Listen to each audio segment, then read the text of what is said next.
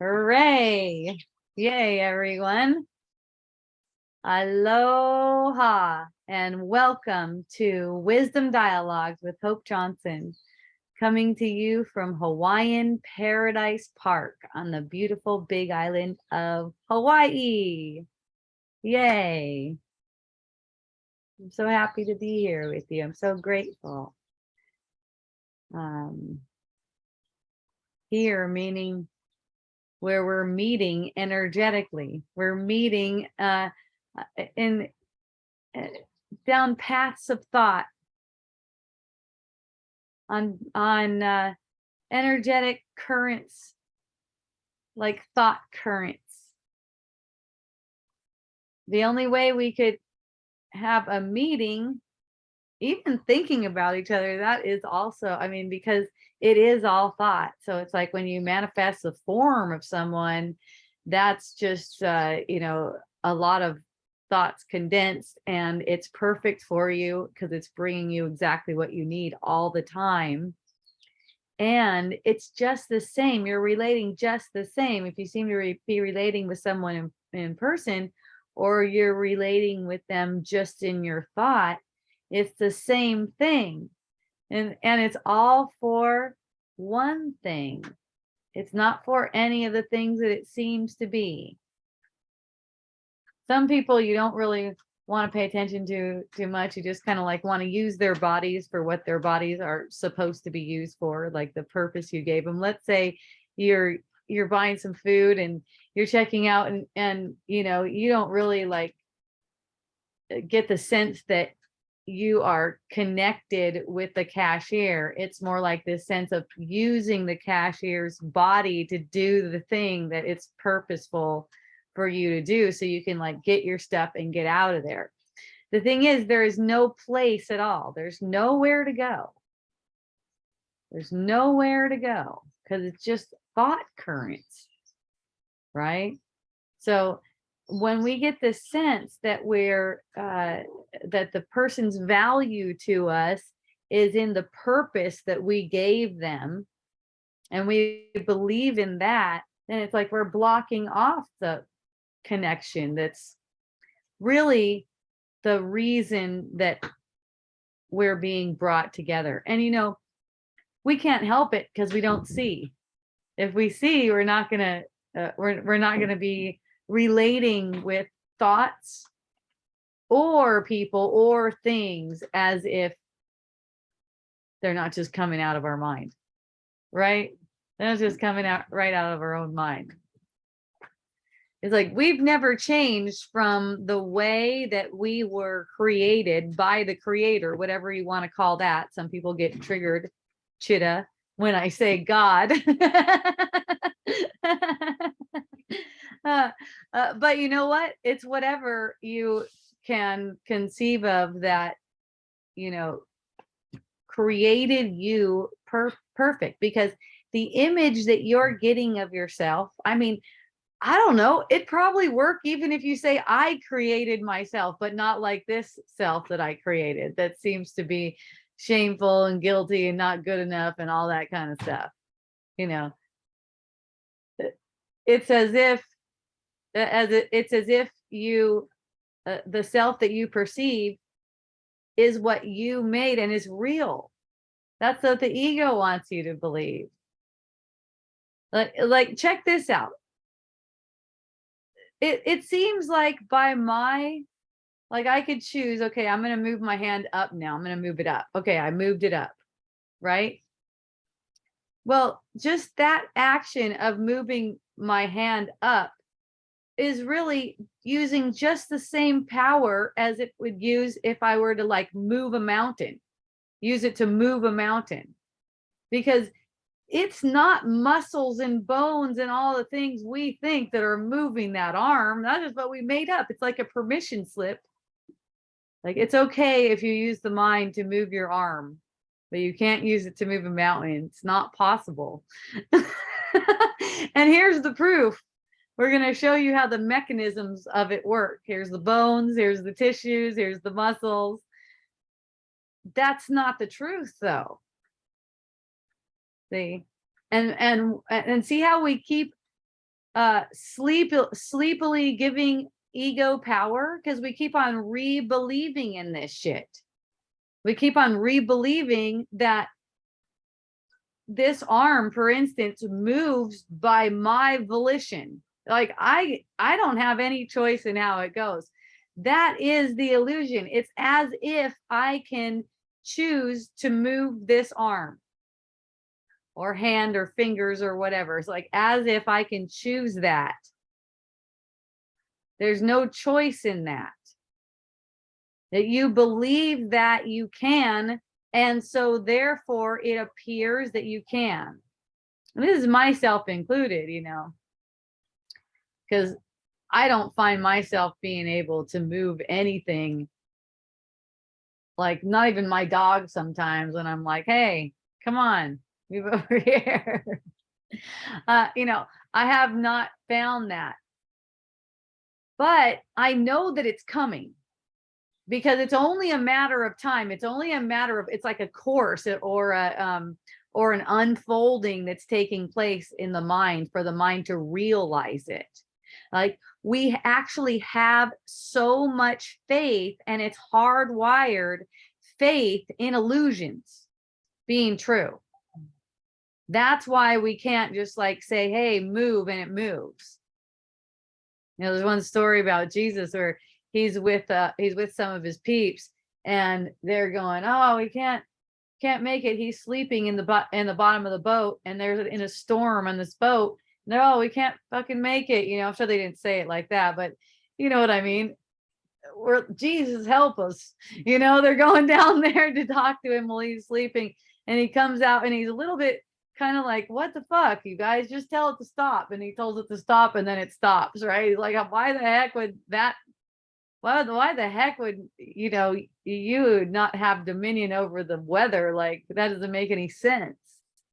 And it's true, it makes no sense. It's just that there's so much faith in it. And you know, you always are having faith in something. And that's why to see through these illusions, it takes an ongoing mental training. You know, that's what I see. And it's however it appeals to you. Not ready for it? No problem. Don't want to do it? No problem. Feel lazy? No problem. You don't have a choice in it. Right? It doesn't matter. But you know it. It's like, you know, you're going to have to see these beliefs that you're putting your faith into, that's burdening you, that's being a burden for you, right? So it's like I've been laying around on blocks a lot lately, sitting around on them, all kinds of different things with them, and just, you know, kind of like peeling through the projected pain, the pain that's been projected onto the body. And it's projected, so it's not really there. It's being held in the mind. That's what I see. It, when you treat it as if it's held there in the body, it's very frustrating, because it keeps on popping back up. It's like, man, I thought I already went there. I thought I already loosened that up. I thought that was already all better. Well, the reason you have to go back again and again and again is so that you could see your holding patterns. You actually start to see your holding patterns, like the way you physically hold yourself. I'll give you one example, really simple example for me. Whenever I go to my desk, I've had this habit of crossing one of my legs over the other one. And it's usually the left over the right, from what I've observed. Okay. I have this habit of crossing them over and kind of like leaning over and hunching over like this and doing shit. Okay. So I start to notice that, you know, as I'm accessing those tissues, those projected tissues, as I'm, you know, the tissues aren't really there. They don't actually need anything. I need to be aware of what I'm projecting. So all the pain that's held in the form, in the body sense, there's no body, remember. Pain is projected into the body sense. Let's say it can't even be held there. It can only be projected, it's held in the mind, it's held as unhappy, burdensome thought patterns in the mind, okay? And that's projected onto the body as if there's pain. And there's stories about it. That's what's fucking funny. There's stories about it. You'll start going through the pain and you'll have a memory of, oh, what I did to myself or something back then when I played a certain sport or did a certain thing. And now, oh, I'm going to have a lot to work through. You know, it's just, you're projecting the whole thing. Nothing happened. That's the thing. It's like you could totally be open for miracles. What I love about it, going into the pain, is showing me how I hold myself out of alignment. And it's coming from the mind, but it's very interesting because it's projecting onto the body. So I started to notice how I'm crossing my left leg over my right leg every time I do that, every time I sit at the desk. And I'm like, wow, no wonder I start to feel like this heaviness whenever I'm sitting on at the desk. There's like a heaviness kind of vibe that grows. It's not there immediately. And what I noticed is I just don't spend that much time there because it's not that bitching, right? It's not that bitching, but it's coming from the mind, and it's a sense like there's some kind of struggle in it. And that's why the body's being held in a certain way. So I could see that. And it's so amazing because I'll be over there doing some work, you know, and I'll notice myself cross my leg over, and then I'll just cross it back, take a breath, sit up straight, and then I'll do it again. I'll find myself do it again. Like it'll just happen. You know, I'm not really doing anything. I don't have a choice to do it or not do it. Look at that. That's what's fun. And so the awareness of it, though, has it automatically uncrossing. And then the unawareness of it will have it crossing again. And it's just a fun little game. I'm still getting work done, but there's also something a lot deeper going on. See? It's like you're watching, you're making a point to observe more. Just observe more of yourself. It doesn't mean you're casting judgment. You're just observing more of yourself. What do I want? I want to be in alignment with the truth. That's what I always want. Okay. I don't think I want anything in the world. I don't think so. I mean, I'm sure there's some wants that pop up that just take care of themselves, but I don't feel like those have anything to do with me, right? Like those things, they just take care of themselves. Wants are basically the desire for truth interpreted through a separate sense of self. It's really the desire for truth is the only real desire. So all these other things that you think you want, you don't want them. That's not how it is. Let's say you don't not want them, you don't want them. You don't anything with them. You don't give a shit about them. They're meaningless to you.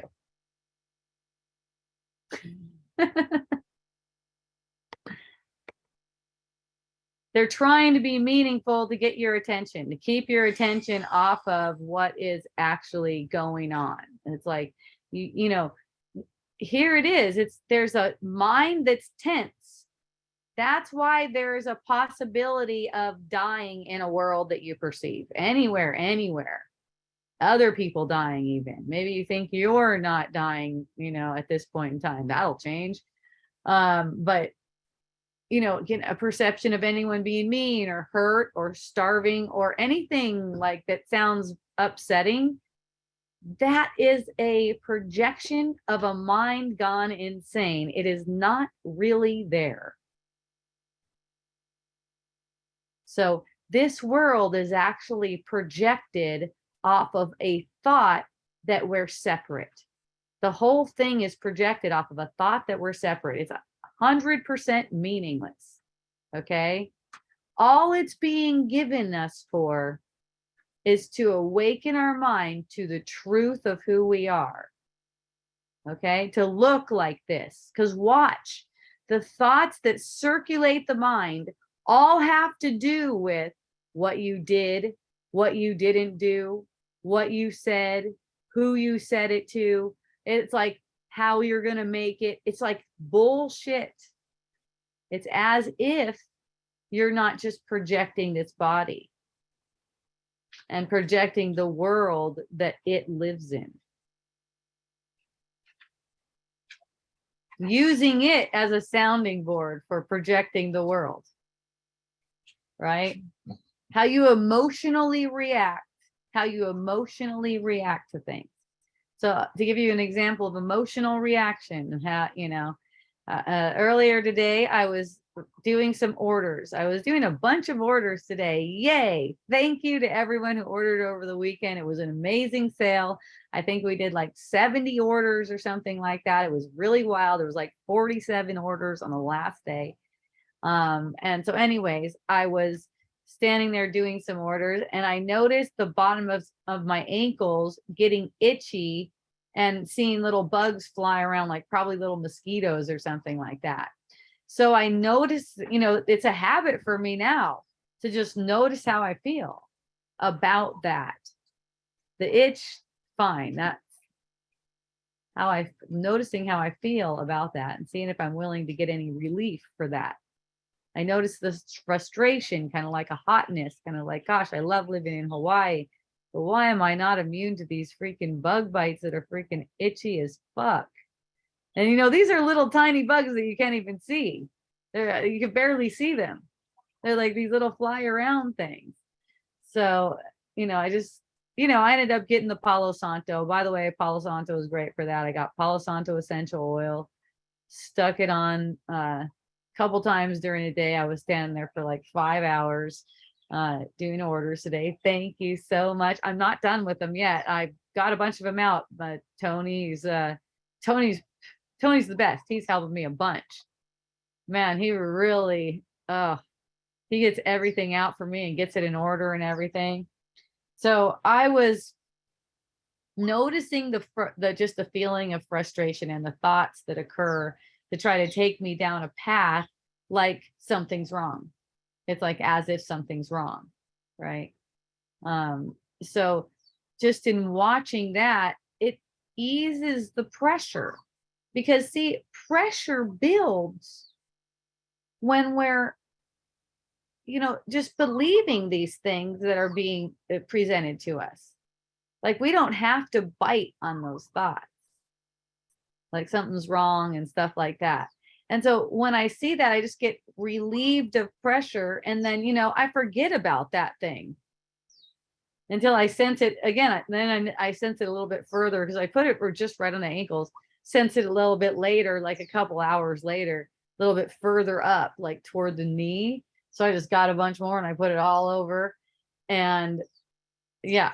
And then it's not looked at as so much of a problem. I say so much of a problem because there's a sense like, okay, I want it to linger a little bit. It's almost like I want the problem to linger a little bit.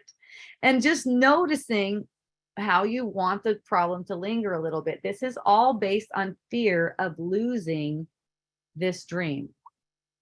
The body that you made, the people that you made, the roles that you made, all these different things.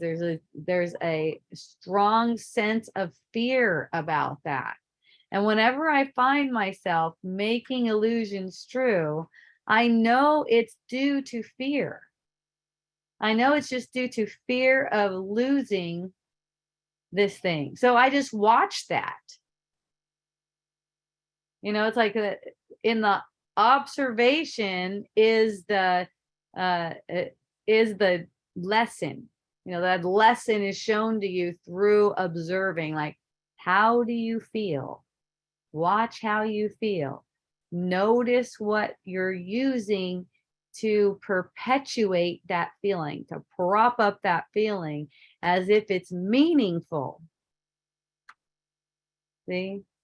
That's a lot where people get caught up. Okay, well, shouldn't I be feeling in my body? It's like, well, sure, if that's appealing to you to do, if you're guided to, feel in the body sense, that's awesome. And when you make the feeling meaningful, then you're using it to attack yourself more. When you make it meaningful. For instance, I feel like you should be making a compromise. Okay. If you love me, then you should be making a compromise. See, it's noticing how you feel and noticing that whatever you're thinking must be bullshit because it's what's propping up that feeling. That story is propping it up. It didn't come from that story, but to keep it going, it needs a story. So it's kind of like the feeling is projecting the story. The mind's projecting it based on a feeling. All right. It's almost like the feeling is the lens for the story. It's like you feel something and then you need something to justify it in the world. If you don't have something to justify it in the world, you know, it's easier to see unless you're going to make it a problem. That's a lot of times what people do. I get this terrible feeling and I don't even know why. Oh, well, that's awesome. You don't even have any excuse for it except you're scared because you don't know why. That's easy. Aloha, Lori. Aloha, Victoria. Oh, you guys are so cute. Thanks for joining. Yay. Elkini too. What fun. Thanks, everyone. Bob and Chida. Oh my gosh. Thank you for joining, everyone. I love you. There's so many of you.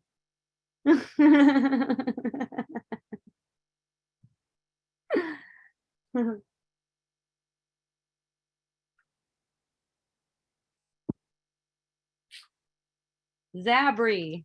Yay.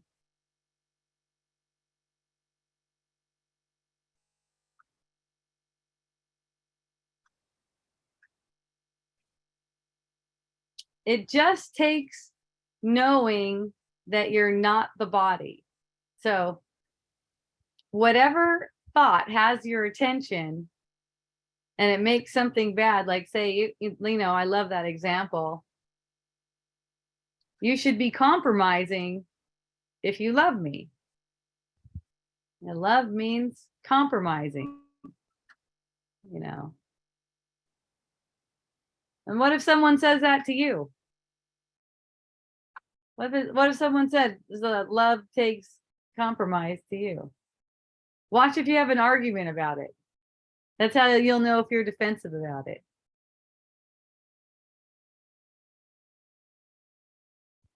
See, if you don't have an argument about it, you just be able to communicate clearly. Something comes forth clearly. You know, maybe it's just like, well, I love you and I'm not willing to do that. I understand that love means compromise to you, but that doesn't mean that to me. And I love you. I know you want me to be happy. I want you to be happy. I love you.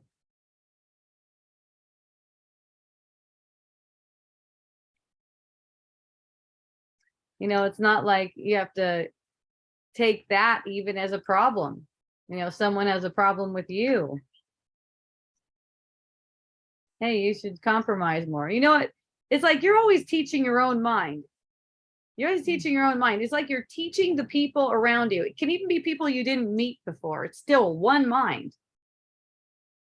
It's like you're teaching your mind. So then it'll be people that you know, people that you don't know, people that you haven't met yet. They're coming to you in a certain way based on what you taught yourself. You know, people talk about like training your spouse, for instance, right? Training your spouse. Well, things change according to how you see. They naturally, the whole perception, all the people, they change according to how you see and how you see yourself.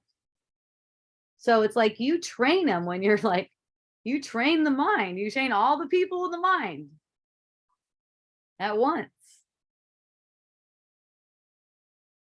They're just projected from your mind and they learn. You know, I've told people I'm not that broad. I'm just not for that. It's not the kind of friendships I have. It's not the kind of relationships I have. I'm just not really playing that kind of thing. So, people automatically, and um, there's something that really stayed with me that I learned from my missionary days, and it was about the whole world and the moon and the stars will bow to you.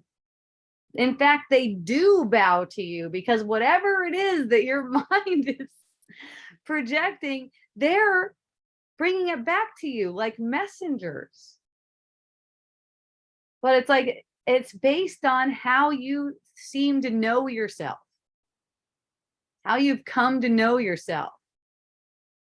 How much investment do you have in the image that you made? Because it's the image that's going to seem to be attacked.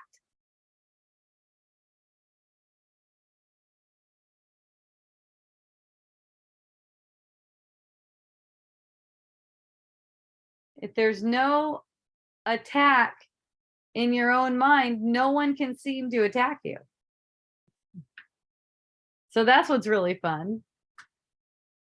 So then, whenever you seem to get a sense of attack, like say someone's not compromising enough, that's an attack, you're getting a sense of attack. That's actually coming from you. You're hurting yourself. Let's say it's a relationship with a dude. Let's say you're a single mom, and I don't even know what the circumstance is, but let's say you're a single mom and it's a relationship with this guy, and he says he loves you, and you think that love means that he should take out the trash, for instance, right? And he doesn't. He's like, I'm not that guy. I'm not taking out the trash. I don't do that. Here's what I do with my relationships. I sleep on the couch all day, scratch my balls. I make meals for myself. I don't really cook for you guys, and this is the kind of way I do it. And it's like, oh, thank you for letting me know. Now get the fuck out of here. Right? Doesn't mean I love you less. I'm not going to try to change you. I'm not going to tell you to compromise. Oh, that's how you like to do it? Get the fuck out of here. It's fun. So you should try it.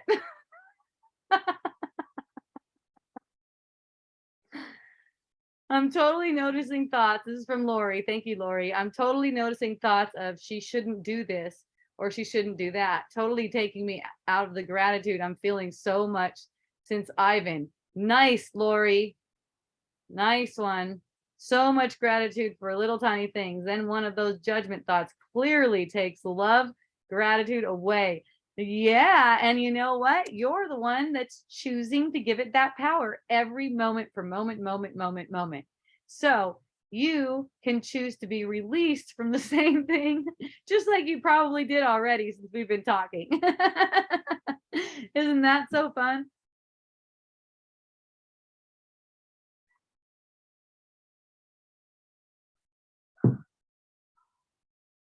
Yeah, the way I found, to find the right dude, because you don't find them out in the world, right? And I kind of stumbled upon it. I didn't know what the fuck I was doing. I was 21 years old when I met my dude. I had no freaking idea.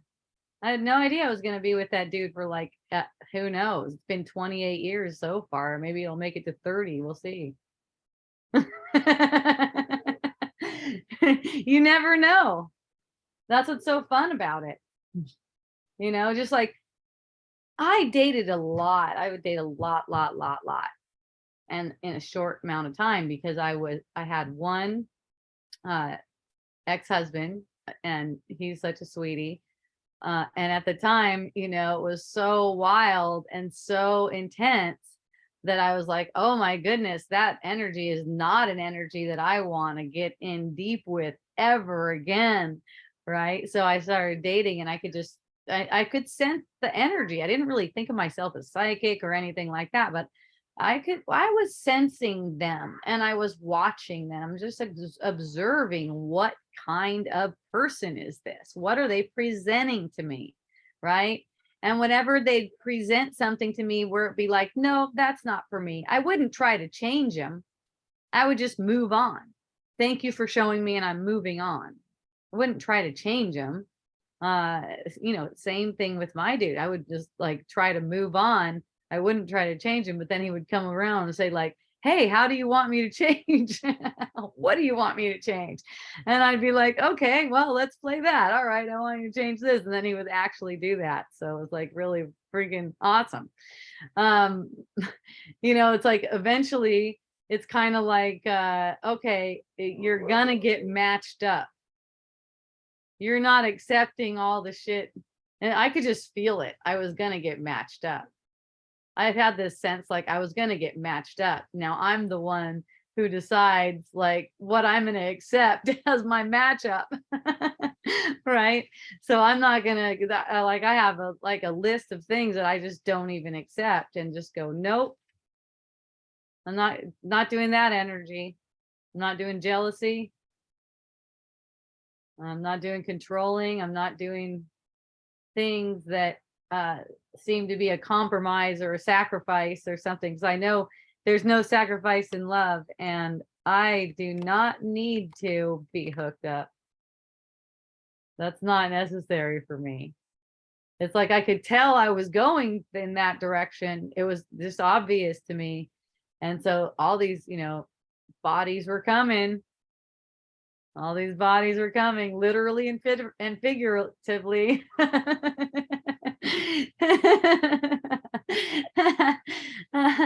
And when they'd show me something that wasn't for me, I'd just move on. And not really knowing what I was doing, kind of like stumbling on something like this. That's just it was the feeling that I had that I was just going to be hooked up, and I was not going to settle. And so I just kept on going through, and eventually it's like the mind just manifests one that's like, "Oh yeah, I'm willing to totally be that." And that's what I actually, what the thing is with him, it was that's what I actually want to be. Thanks for showing me. It's not like, "Okay, I'm going to do it for you because I want you." It's more like that's not actually, that's the guy I want to be. So that's perfect for me. Didn't really want to be that asshole guy. Oh, that's nice. See, this idea of settling, compromise. We put that on ourselves every time we're projecting, like Lori's talking about, like that woman that should do something. We're putting that on ourselves too. So look, Lori, it's like when you put that out there, guess what's coming back? You get the same kind of thing from other people, or fear of it. Fear of other people seeing you that way, like you're not doing what you should be doing. And punishment for that as a tax on the body. Pain. It's made of pain, is Trip. It's made of pain. Your body, like you could say your real body, is definitely created. I can't even say painless. I guess painless. It doesn't have a possibility of holding any pain.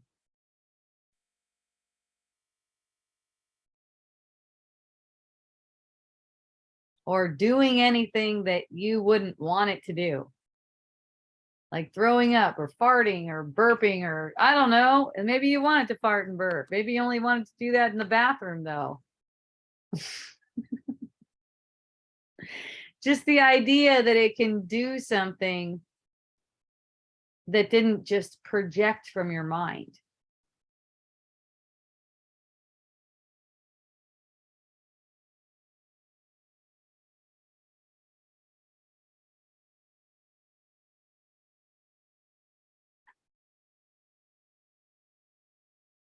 I knew it. Like when I was a kid, I would look around my messy room, right? And I go, I bet there's a way that I could like make this room clean itself up. Sort of like on that, like they do on I Dream of Jeannie. Aloha, Natalie. You know, like how, or anything else. Maybe Pippi Longstocking did stuff like that too. But it seemed like it's just something that I need to learn. And then it started to seem impossible. You know, as the conditioning of the world, then it started to seem impossible. And now we all agree, even if we say we don't agree, we agree if we can't actually just notice our mind moving stuff, right? You don't use muscles to move like it seems. It's like a wish, it's like a magic trick. The muscles aren't there. So you would just as easily move a thing, no matter what size, or a body that seems to be in your perception, no matter what it's, no matter what, where it seems to be, what's going on with it, what color it's wearing, nothing. It's just, you are the one projecting the entire thing. It's coming out of the way you think of yourself. It's coming from your thought of separation. So whenever you get a feeling, it just makes it so easy, so simple. Maybe it's not so easy. You get a perception of an upset feeling, any kind of burden, dread, fear, melancholy, whatever. That's how you know you're believing in something that hurts you. You're sleepily pursuing ideas that are an attack on you. Now, a lot of the times, these are what bring those thoughts to the surface, getting the upset feeling. So allowing yourself to have that feeling lets you see what's causing it. Okay, because if you're pursuing those thoughts, you're not undoing the root thought that's projecting the upset feeling in the first place. It's a distraction. So if you're feeling like someone should be doing something more because of their role that you gave them, their purpose that you gave them in your life, you're attacking your body. You're riddling it with pain. See? It's just projected pain. And out of that pain, more experiences, because see, the body sense with all this projected pain is used as a sounding board for projecting the whole world we perceive. That's why collectively we're perceiving a world where people die. Okay, so that's very dense energy. That's a lot of pain being projected. These are pain bodies. And it's so funny when I'll be talking about something to someone, and I'll notice the resistance to knowing that there's a sense of pain. If you go into anywhere, you're going to get a sense of pain. That pain is actually a projection of a thought that hurts.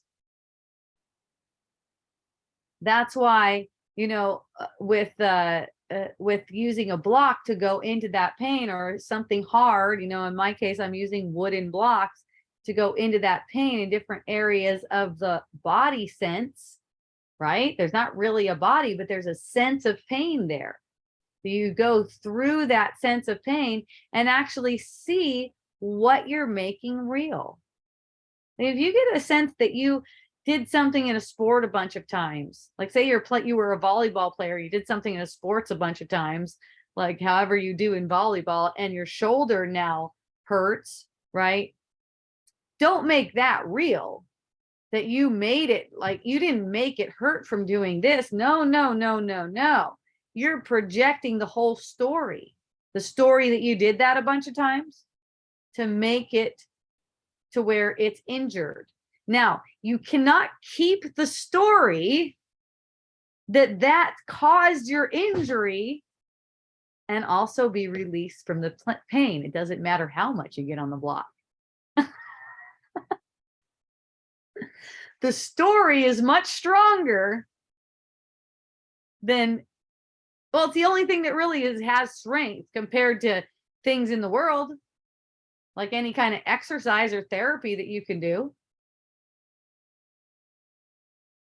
It's gonna remain. It's gotta remain because of the story. You can't keep your story and also have that thing be healed. You can't make that story into a real thing. That's what I mean by that. As if that actually happened. As if that caused that. See? The story itself is just fine. It seems like I did that a bunch of times and then, yeah, but then I realized that actually I never did any of those things. I never played volleyball, but I thought I did. So I was projecting pain like I did. Right? And when you're seeing like this, and we're seeing like this, we're pulling these veils down off of these hardwired beliefs that are projecting a very realistic world that is having people freak the fuck out. It's very realistic. It's scary. My heels are throbbing right now as I lay here in bed. That's Lori. I've been standing up on tile floors all day since the storm. So if this is projected from my mind, how do I get them to be better? Well, that's not the question to be asking, is it? How do I get them to be better? Is there a symbol of something? Those are a symbol. The painful heels, that's a symbol. Okay, it's like right now, those, you could say those cells, like consciousness, are screaming at you. Like, hey, calm down, don't worry, or whatever the message is. Show them some love. Doesn't have anything to do with standing on your heels. There is no standing. They weren't standing. There's no standing. See, in that comes being kind to the body. All bodies deserve kindness. Even though they don't exist. Okay? Because look what is the recipient of what you seem to give to the body. Look what's really the recipient of that. See? Like for me, it's like, okay, if I find myself standing up all day and it starts hurting my heels, I'm gonna allow myself to get off of my feet for one thing. If that, if that's in the flow, then it's in the flow. If it's not in the flow, I say I'm gonna allow myself, because that doesn't mean that I know what I want. I don't know for sure. I might find myself still standing on my heels. The whole time I'm getting the perception. If I find myself standing on my heels and there's no way out of it, that just is what it is. The whole time I'm getting the perception that standing on my heels is causing the pain, I'm denying truth to that the whole time. Nope, I don't fucking believe that. Not true.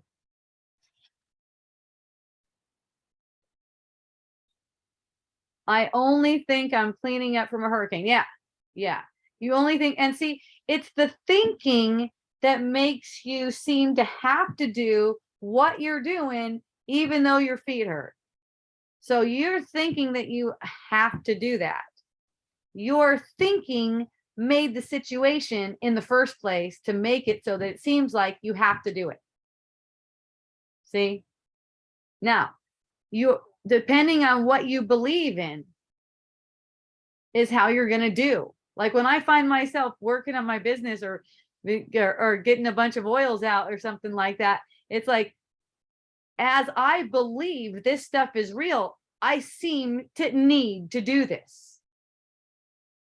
What happens when I don't believe that it's real? I don't know. I don't care. I'm setting my mind in that direction. Right?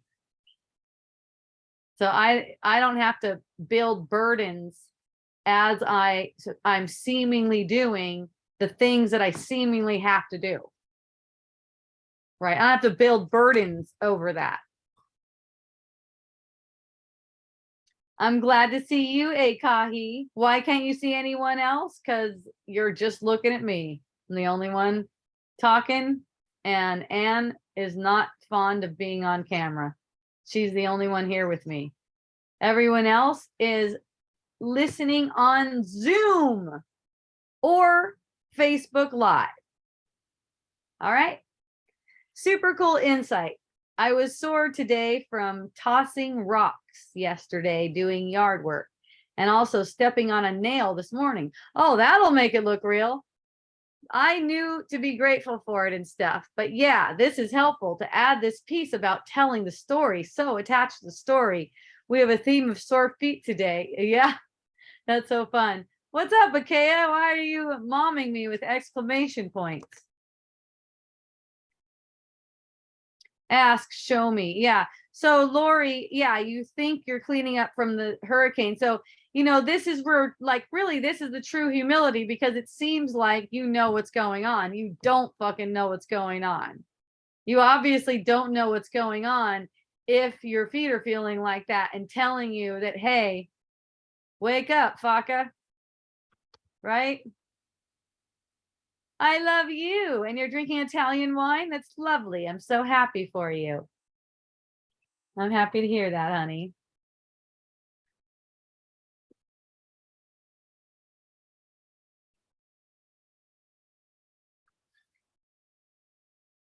So see what I mean about kindness to bodies. I'm just gonna tear this thing up, like this kind of attitude. I met one woman the other day. She cracked me up. I was over there and getting my mail at the mail place, and one of the ladies who owned it goes, "Isn't this ingenious the way Jesse designed this thing? You could just like take your mail from right here and go right down to the cart with proper ergonomics." She's like, "We all want to age gracefully, right?" And then another woman pipes up and she goes, "Speak for yourself, not me. I'm gonna run this thing into the ground," or something like that. I'm like, whoa, that's a fun way to look at it. That's a fun and funny way to look at it. Like, I'm just gonna like fuck this thing. Dying anyways, So I'm talking about, kindness. Like, just that kindness, look how it extends. It extends to you. It's like, you don't deserve to have sore feet. You do not deserve to have to deal with sore feet. You do not deserve that. You didn't do anything to deserve that. That's not really for you. But you were making a sacrifice. You're making some illusion true. So then it seemed like you could use the body to get what you want. See? Using the body to get what you want is really abusing the body. Even if you think it's healthy for the body, that's what's funny. If you're coming to it from that perspective, right? So you can take it back, like, what do you want first? Look at, what are you really trying to get from all of this? Kindness to the body.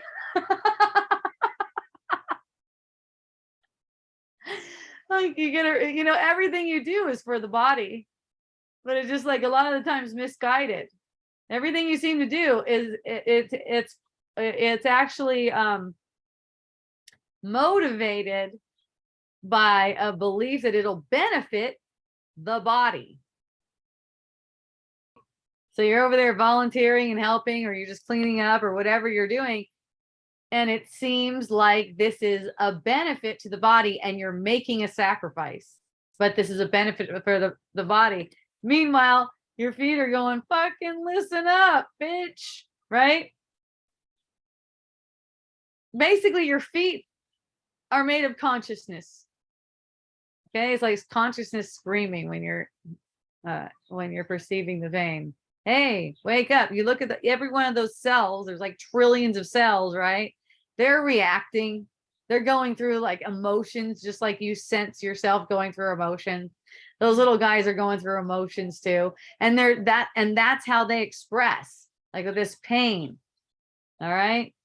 Like, hey, help me out over here. It's a signal. And then you know how you help out? Awareness. That's all. Light. You shed light on it. That's all. I love that I could see my holding patterns, the way my mind holds my physical form in space, especially during like certain things. Like I was talking about being at my desk. I also notice a certain posture I would take when I'm working on my computer, when I'm on my couch, because I have a kickback spot, which is nice because early in the morning, it's like this closed room kickback spot, super quiet, dark and everything. And I can just like have all these creative juices going. And I got a laptop. Well, I learned that in my like trying to kick back more, I'm like jacking my neck. So I like come up just a little bit and wow, what a difference. And just that little awareness, because it'll try to go back. It's interesting. It's trying to go back to the part where it like feels like some kind of strain, where I don't have to have any strain on me, no matter what I seem to be doing. I just don't have to have a strain on me or pressure.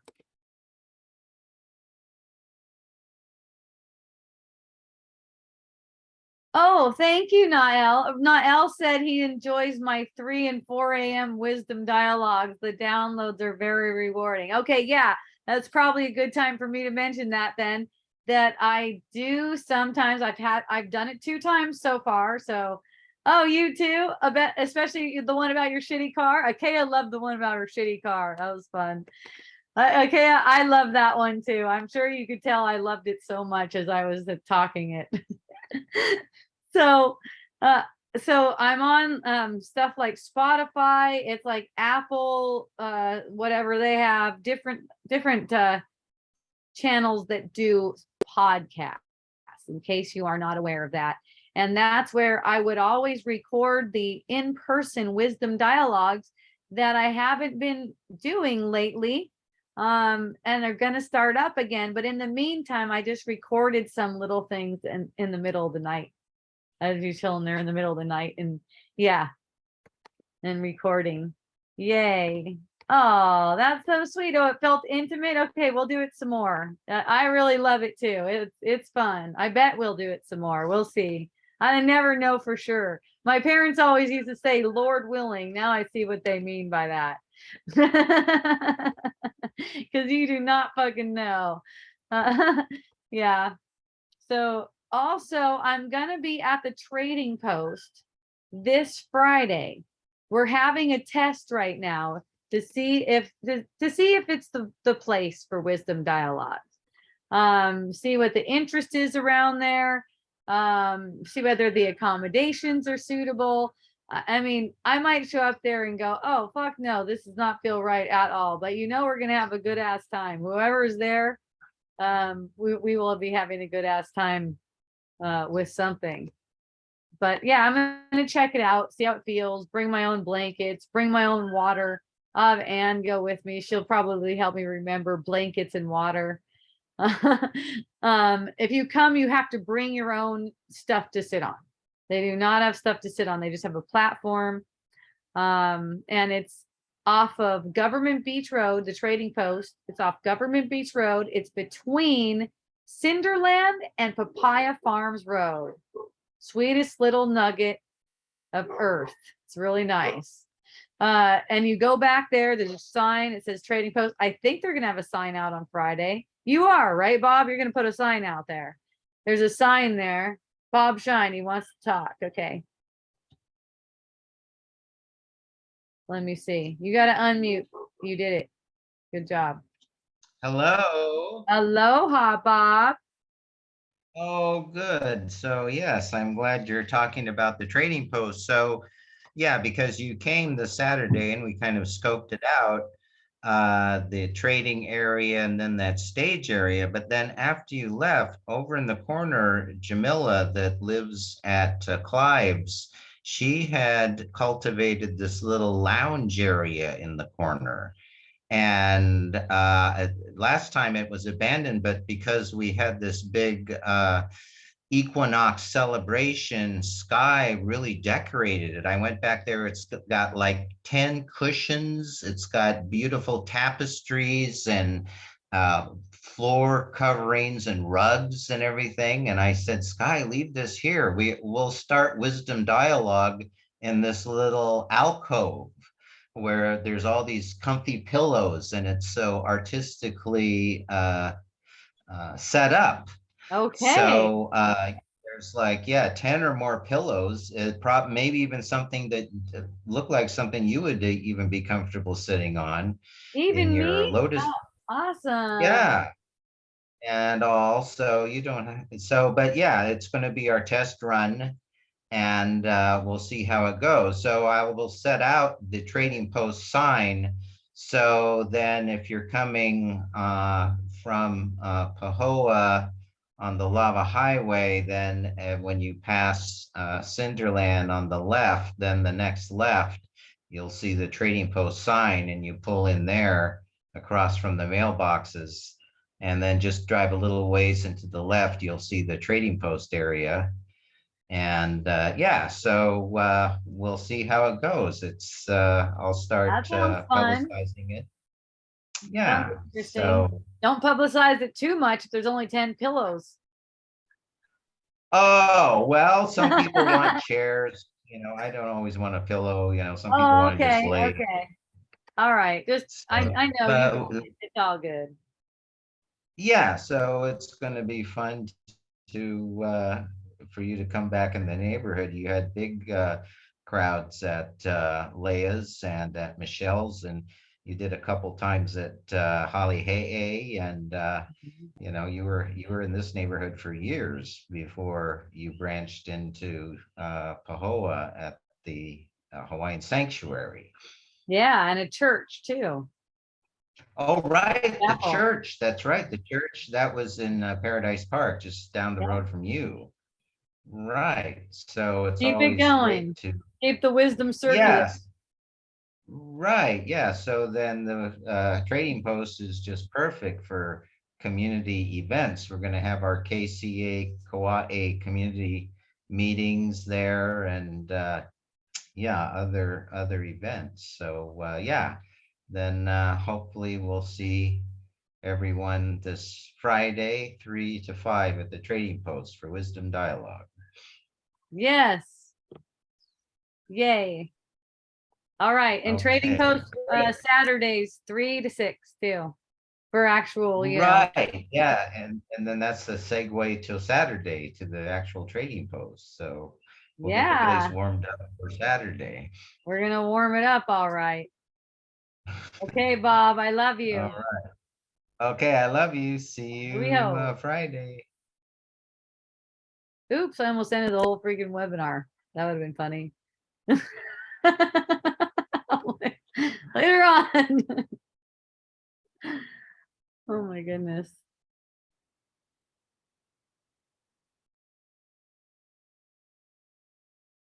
Okay, so okay, ask a question. Even if you eat healthy and try to get the body to seem healthy and strong so you can do things.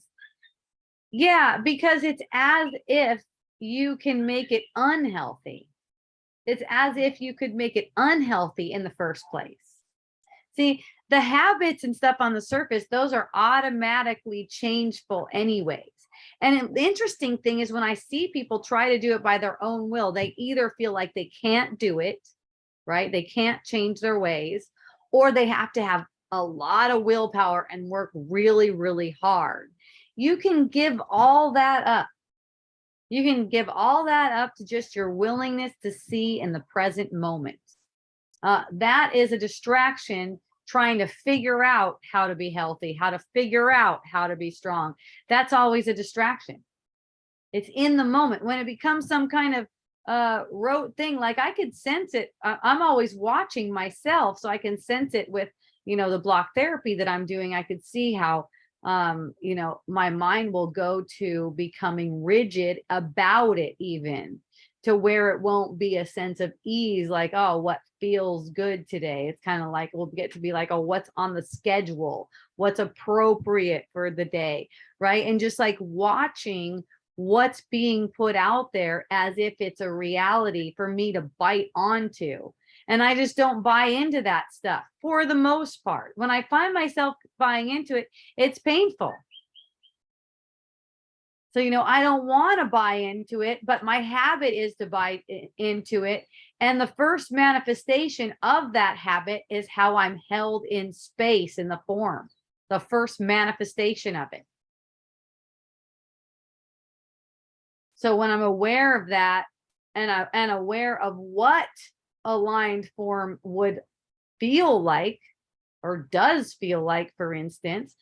So I had this sense, I didn't know what was going on with my shoulders or anything. I've always just like had this thing with my shoulders always coming forward. And when I'm sitting somewhere, a lot of times I feel like I need to be like this, like resting, yeah, because it's just that's pulling, it's like it's pulling me forward, but it's not really pulling me down like that. It's tension. That's tension that comes from the mind. Everyone is full of it. Everyone is full of tension. Save a newborn baby. But as soon as we start having perceptions, it builds tension. Okay. So knowing that you're full of tension, and gosh, there's so much resistance to knowing this. I told my aunt, yeah, it's like, if you have all this pain in your body, then the solution is to go through the pain, not to try to avoid it. You can't get out of it by avoiding it. And is avoidance to use something to prop it up, like say something that you did to yourself, like you walked all day, right? Or whatever, you played a sport, whatever it is. Watch those thoughts, because they're attacking you. They're making the problem real. And if the problem's real, there can't be a solution. It's because if there's no solution to that problem, there's only a solution to the problem that you separated yourself because it didn't happen. Right? That's what the solution is always coming for you, always. And all the solutions you're looking for in the world, that's the solution you're really looking for. You just want to know how to see, right? You just want to know how to see clearly. And every other thing in the world that seems to be the solution you're seeking for, that's not really a solution you're seeking for. You're projecting it so that it disguises the fact that you are looking for a deeper solution. It keeps you distracted on the surface, looking for a solution for a thing. So I find myself in the shower and my mind running toward how I'm going to do it. Like, how am I going to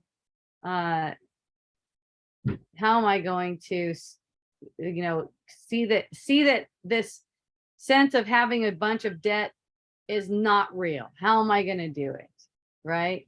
And noticing a sense like a burden, and just like watching, if I'm watching the burden, it disappears. It just falls off of me. It just falls right off. And then what? And I'm not left with having to figure anything out. Like, you get a sense of relief. There's the only reason anyone gets any sense that there's any debt is because it's maximally beneficial to have that sense. That's the only reason. And you know what? It's the effect of believing that this system is real. Look how much is going into making this system real and even powerful. It has no power over us. There's no power in it. This would be the kind of thing, the kind of perception I'm having, and it's so fun because of this, that would strike fear into the heart of most people, just absolute dread and fear. And I'm just so glad that I can get a perception like that and just, sit around and block and relax. Just be relaxed with it. You know, there's no reality to it. The game is just a game.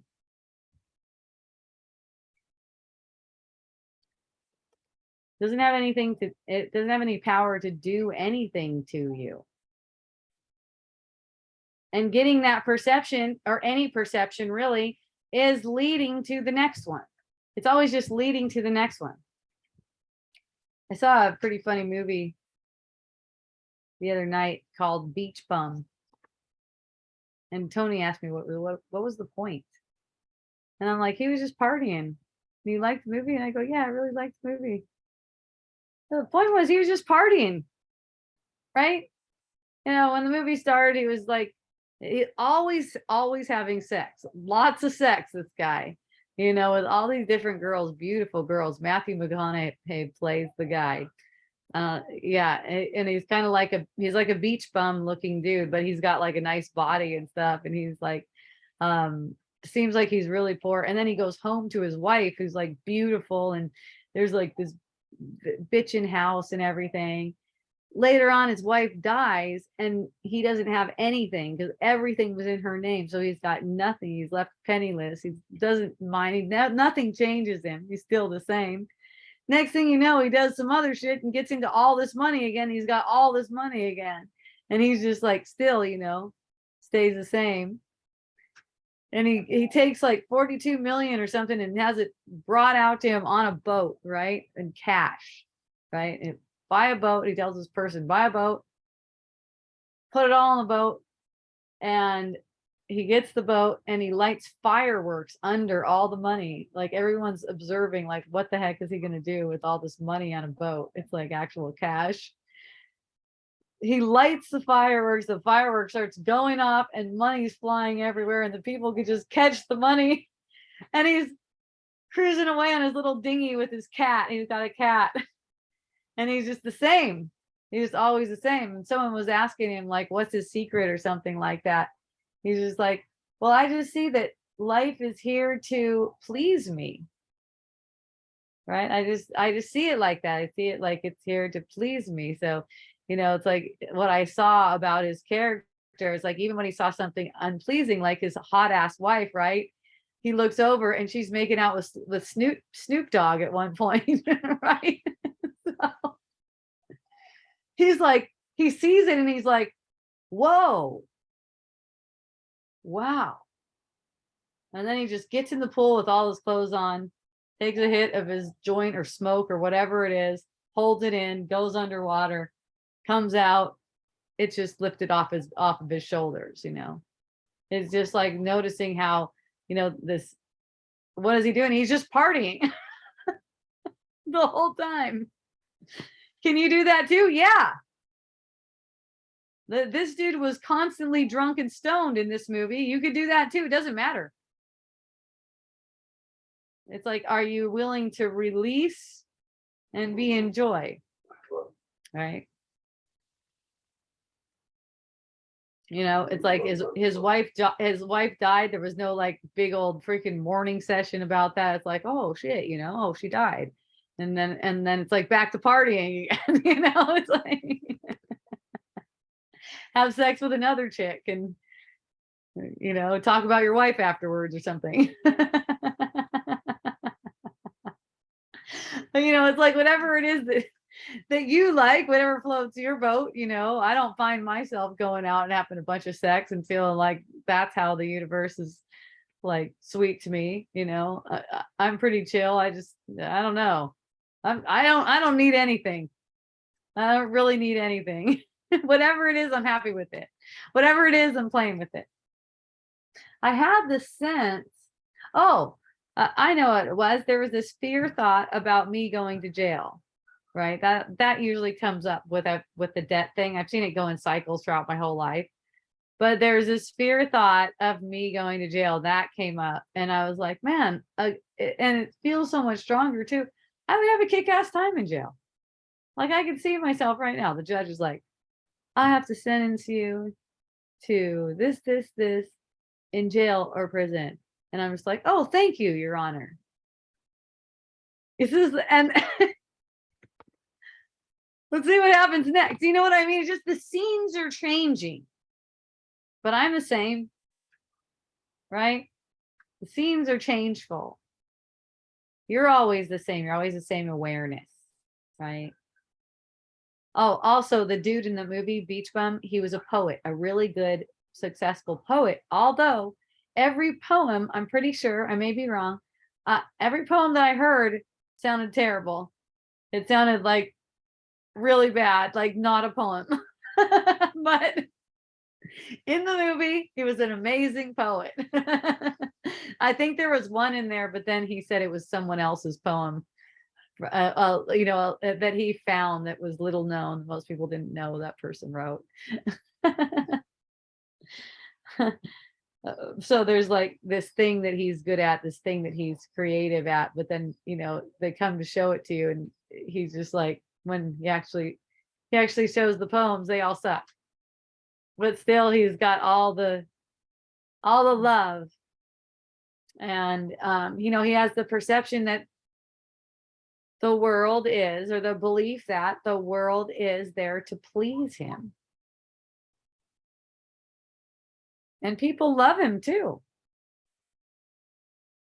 His wife, she doesn't mind that he bones all those dudes.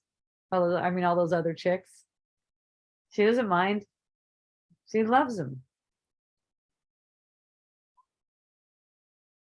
And then she taught the daughter to accept him.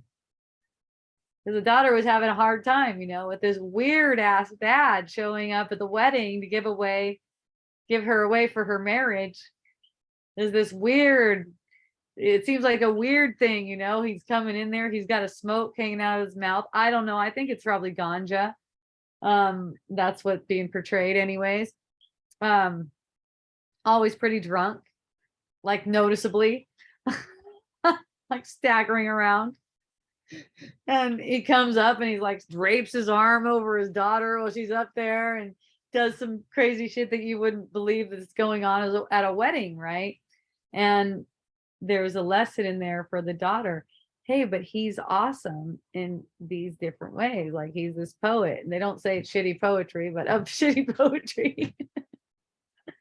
And other things, and he's unique and stuff. And you just like, it doesn't mean you have to live with them, it doesn't mean you have to eat with them, but it's just like appreciating all of the differences. And then oftentimes we find fondness, and then we do want them to be around, even though we thought that we didn't, because some things were bothering us about them so much.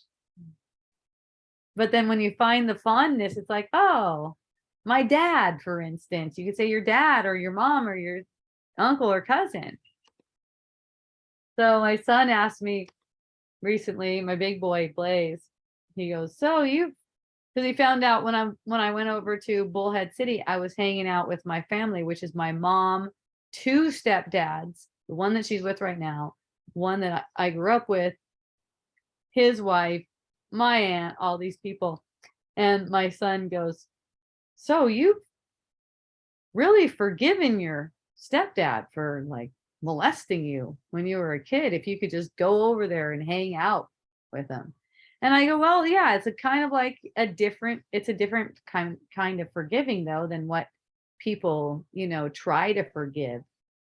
Like I can't be making it real that he molested me. Like I can't be making that real and also have forgiveness for it. There's no way. So that's why, I'm like, that's what people don't see. You can't have it real and forgive. You have to be willing to give up the reality that you gave to it, and then the Holy Spirit will help you see. If you're willing to give up the reality you gave to it. Yes, I could tell that forgiveness has occurred because I just have fun around him. He makes good jokes, and he's sweet and loving and kind. And whatever story I made up about how I got molested when I was a kid, I see that it's just a story. I was never a kid to an adult or anything like that. This is just consciousness playing stories. If I hold it against him, I really hold it against myself. Not only that, I perpetuate the same cycle to repeat again. And, no one should have to go through that on either side. No one should have to go through that on either side of the coin, the one doing the molesting or the molestee. It's not really a pleasant situation for anyone. Okay. In his case, it seemed like he was getting something good for the body. You see what I mean? And boy, did that come with a lot of regret, right? Shit, could have saved so much pain. And was it really worth it? It's like, that's how it is. When we're insane, we act out of insanity. So it's like, and there can't be one person insane in an insane dance. It's like this is an insane dance. No matter the age of the child, no matter the age, it's an insane dance. So we're both battling with a form of insanity. The wounds are attracted to each other. It's a wound ship, as one of my friends would call it. A wound ship instead of a relationship, right? So now, and I told him, well, you didn't actually do anything. And it's just like such a relief, because now we don't have to like be in a thing like, oh yeah, the benevolent person forgave the sinner, the one who's a sinner. No, it just put us equal footing, equal playing field, right?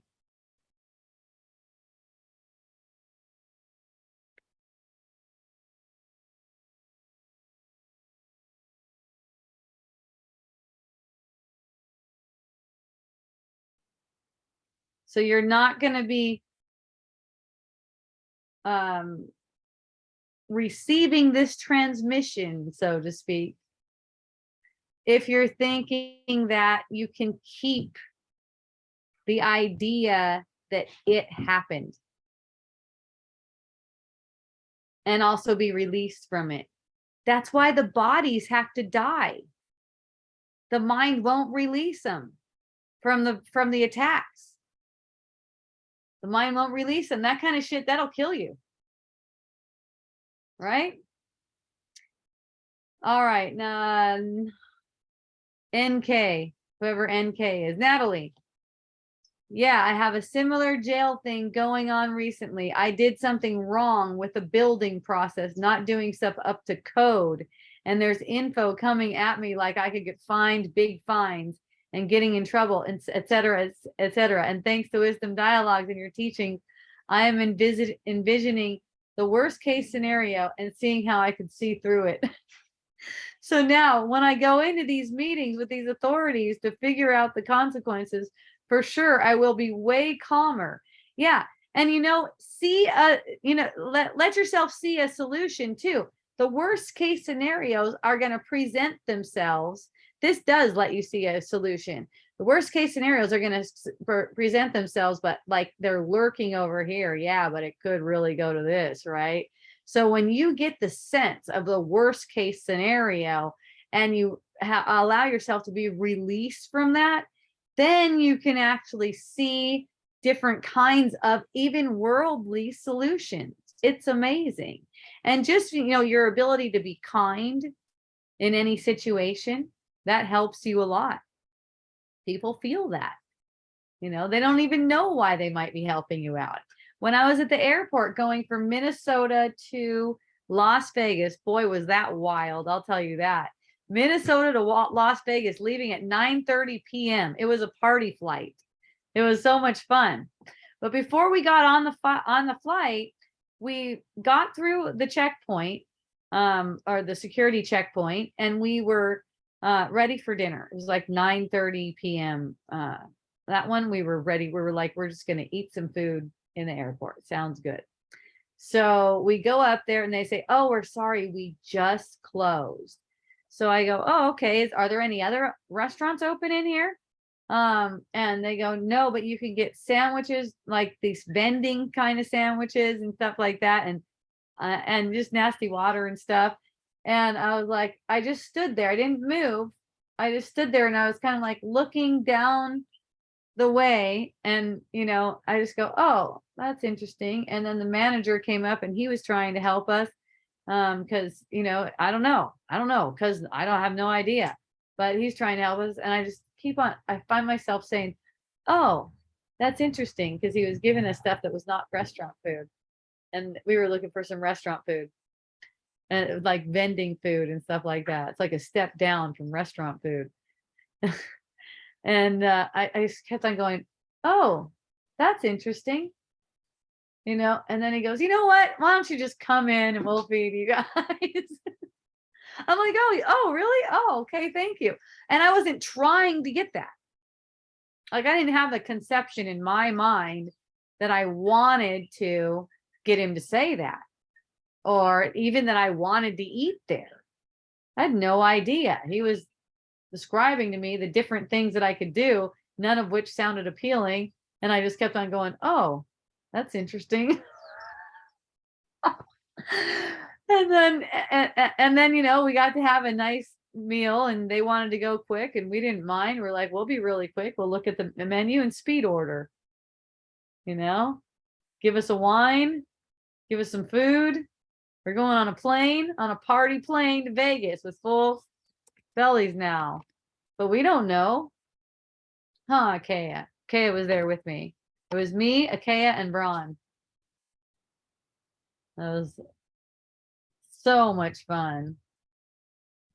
Right after Akea found out that Kana wasn't going to make it on the flight. It was so cute, Akea. At least from my perception, you were trying to go into a bad mood.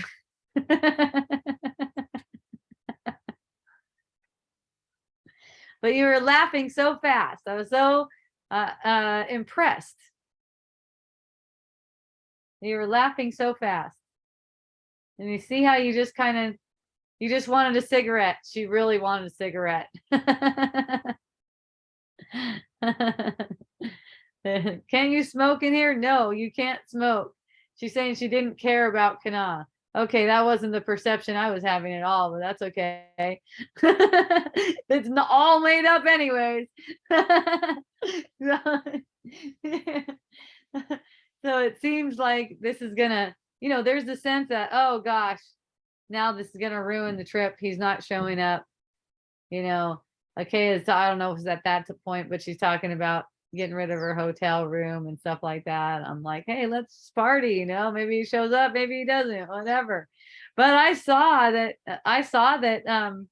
Akea, you did really let yourself flow and just go with it. He's here, he's not here. You were talking about getting rid of Kana, that's right. And yeah, that's right. You were talking about getting rid of Kana. That's the pattern. That's the habit.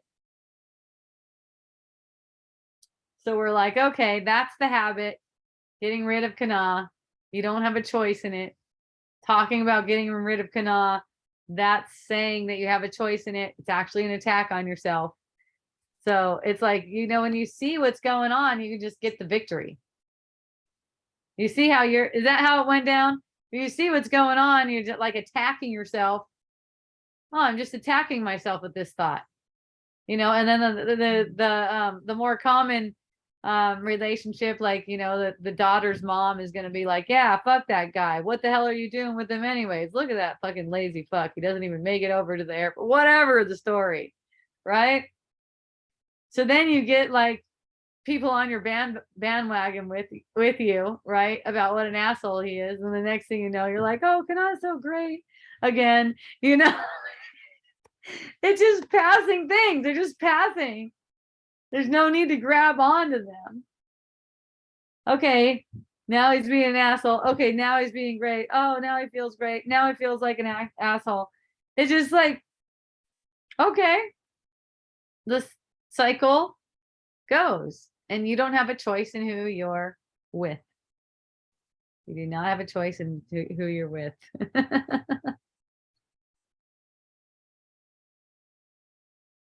I could just sense myself moving away. I don't have to get really like have a reason, have a real reason or know the reason, but I could sense myself like moving away from certain friendships. I even find myself during 28-year relationship with my husband moving away and moving back. It's like you might move away. It's like you drift away a little bit and you drift back, and you might not drift back. You might just drift away. I can notice when I'm drifting away. I can see it like before more noticeable signs come. So I found myself interjecting that what I can see into the relationship. Hey, I see it going like this. Right. And then we can see it. Right. It's like we all have certain gifts. And it seems to be one of them for me is I could see patterns. I could see habits in there playing out, and how they're playing out, relationally. So I could see what's being called of from me, and I could see what is being asked for by the person who's relating with me too. So it's like, if you ask, you can see that they are only asking for love at any time. Even if they're accusing you of doing something, they're always only asking for love. And that love isn't like an act that you do. It's not an act that you do. It's an extension that comes from you of allowing that love for yourself. You're allowing yourself to feel how you feel, and you're loving by willingness to deny truth to what's making you feel that way. See? It's like, stop making that real. So Kaya was saying how fun it was for me to be talking about her shitty car when I was doing one of my recordings, my middle of the night recordings, early morning. That's like what time I wake up a bunch. Early morning recording. I don't remember exactly what I said, but man, there was a feeling about that and a really good teaching. And, it's like, I do not give a shit whether Akea gets a nice car or not, or whether Akea cleans the cigarette butts out of her car. She can keep cigarette butts in her car if she wants. And when I'm over there and she asks me if I want to ride in it, I'll see if it's comfortable.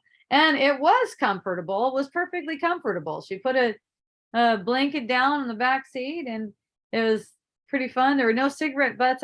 Maybe there was a few. I think she missed them. I think she tried to clean them out for me. But I noticed when I put my hand in the little hand handle, there's like cigarette butts inside of that. My fingers just like go into the cigarette butts.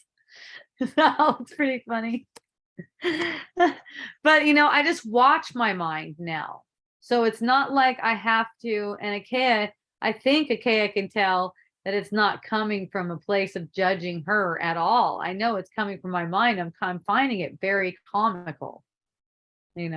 She sure as shit doesn't have to clean it up for me. If it's too much for me, or if it's too much for Braun, I was cruising with Braun too, then we'll just do something else. No problem. It doesn't mean anyone needs to change. And it's not like, oh, gross or anything like that. I mean, maybe if there was a piece of shit back there and I sat on it, that might be my reaction. I don't know. But it's just that sense of not feeling judgmental toward anyone about it. Some parents might feel judgmental towards themselves. Like, how did I raise this kid? What did I do wrong to make it so she has to drive around in a car like this? Now, this looks fucked up, right? So stories will manifest in the mind, and they're all just for getting you off track. So I can notice, I could recognize the story. It was the military school. I was at the military school. I even mentioned it to Akea when I was in her car. I was like, wow, my personality is just saying, this is a fucking terrible ride.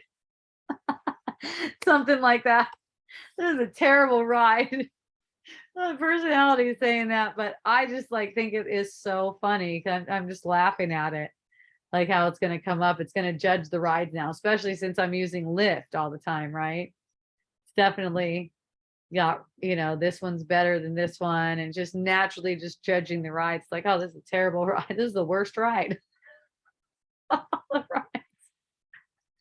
I mean, if you're looking at it from that standpoint, that you can always also say it's the best ride because my daughter's driving and that's fucking fun. I don't know what was at military school. I don't know what you're talking about. I mean, I know you were at military school. I didn't know they taught you to have messy cars over there.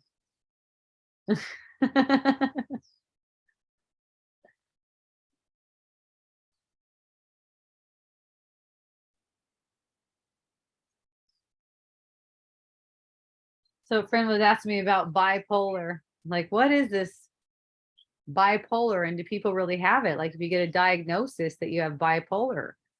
Oh, and I could just feel free to say whatever I want now because I'm leaving YouTube. I got a Rumble channel now. So I think what I'm going to do is publish this to Rumble. Maybe I'll publish like a clip from it and I'll tell them they got to get over to Rumble if they want to see it, because it's not going to be over. It's not going to be on YouTube getting all censored and, and then I can go wild. I can say whatever I want. I could talk about anything. So watch out. I don't have to agree with the World Health Organization. Isn't that a funny thing? I actually don't have to agree with the World Health Organization, but I do agree with them. I do. I agree with everything. I agree with every fucking thing that they say because of what it's for. Okay? Is if they're telling people that disease is real and you gotta get away from, keep away from each other, stay 6 feet away, and take these poisonous vaccines. Well, they don't say they're poisonous.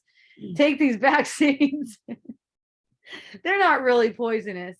There's an intention behind it. There's always the motivation behind things that's poisonous. They don't have an effect of their own. But if you get on that mind wave that these vaccines can help you, then you're projecting the same kind of poison. It's just basically poison. It doesn't matter what it is. It could be a natural substance. It could be an essential oil. Your mind gives all power to everything. Why do you think I love essential oils as medicine? Why do you think I love it? They smell great. All medicine, all therapy, it's all psychotherapy. That's all it is. It's psychotherapy. Essential oils, you're actually admitting it. You're like, these little fucking things are talking to me. Yeah. They got messages. They got messages that you're not giving to yourself. You're beautiful, you're kind, you're gentle, you're loving. The essential oils speak to the cells. They communicate. They're also consciousness. This is a blend I made that's not for sale. I'm smelling the shit out of it right now. I love it. I might put it for sale. I don't know. It's called Emotional Flow. It has blood orange, marjoram, Roman chamomile, and rose essential oils. Want to try it, Ann? Try it out. But whatever you seem to be using as medicine, let's say it's surgery. The doctor is a device of your mind. His tools are a device of your mind. A doctor and his tools are coming out of one mind.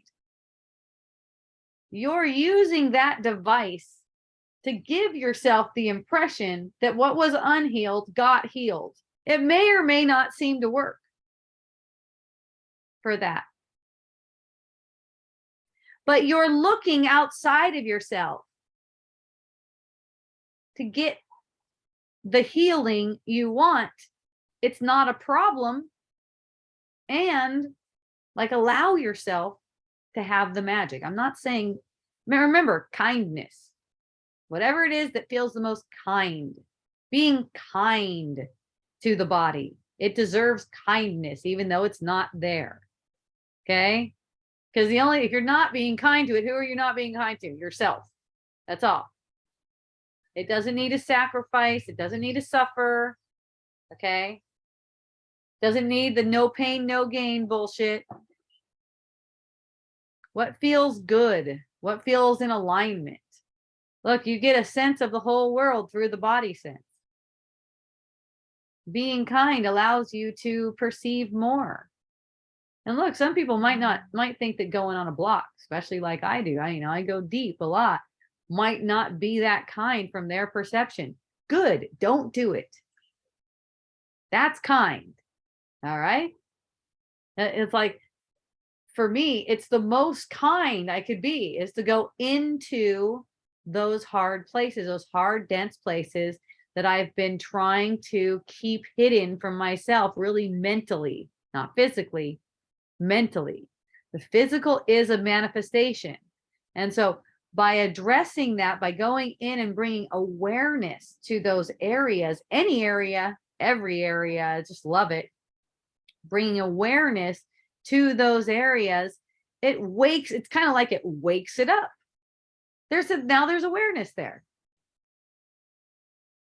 And it wakes it because what it's awakening is your awareness to the pattern that's holding it. The pattern's going to reveal itself.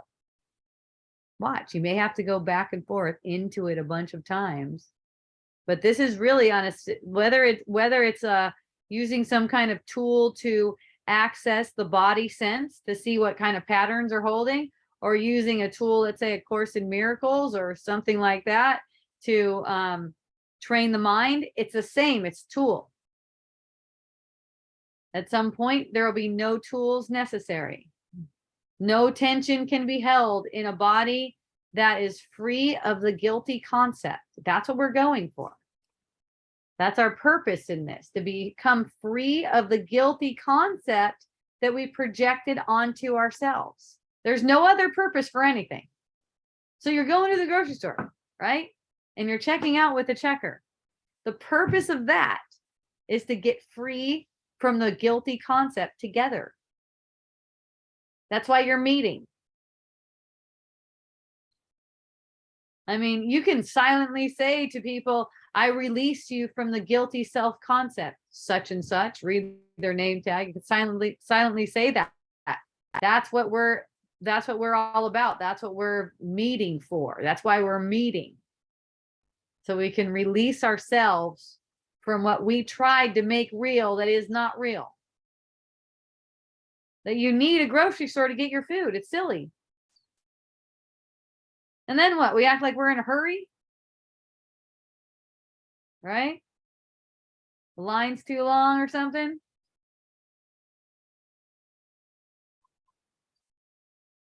Oh my gosh, that's good, huh? New product coming up. Emotional flow.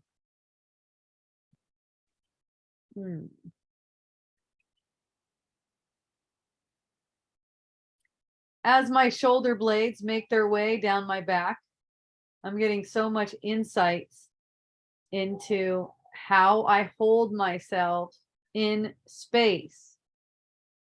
It's in a way where this is coming forward. I know I shared with you guys before, this is coming forward just naturally. It doesn't go back. It comes forward like that. It's just a shameful posture that developed over time, probably when I was just a little kid and kept on just going toward that posture. Now that posture is also projected mentally. This is all bodies. They're created to be perfect. Their blueprint is perfect. They don't get old. They don't go out of shape. They don't get bulges and weird shapes like you're getting all freaking curved over like that. So it's like I had this opening where I realized, wow, look at my shoulders. They can actually go back and down, and I can actually feel them back there and down there. And just like tunes in so much more when they come up and over like this, because that's the habit for them to come up and over like this. Just to be aware of where they go, even if I can't get them there. Like now at this moment, I seem to be able to get them there, but just being aware of where they go, as in down and not up. The shoulder blades seem to come up. They belong down. That's the proper alignment. But you know why they're coming up? There's so many strings, apparently. These are strings. They represent, they're symbolic. These are strings of what we're using to prop up the rules of this world as if they rule us. There's one point in a Course in Miracles where Jesus said, wouldn't you rather be ruler of the world you rule rather than one that rules you? It's like these projections, these strings, and holding, it's like all of those are mental patterns, and they will be undone in time. They will be undone in time. How much time? I don't know. Time is an illusion. But it seems like I'm cutting through time, and I called it a shortcut when I go in through the body sense and find where the pain is, because every instance of pain is a projected thought about myself. This was all built up in the body sense since after birth. After the apparent birth, it gets built up in the body sense. Okay, within the illusion of time. So it's kind of like cutting through time and getting through the base of it to the base of it quicker. It's like, of course, there's still awareness to be had in idolizing anything, being careful that you're not idolizing anything, because that makes everything take longer, right? Like, this is going to do this for me. This is going to get me this body, for instance. It's like, I see those kinds of thoughts really being washed away with this as well. Just the thought that, oh, this is going to get me the kind of body I want. And I'm like, what kind of body do I want? Like, what is it really for? What I really want to do is use the body what it's for, okay? Not make it into a certain kind of shape.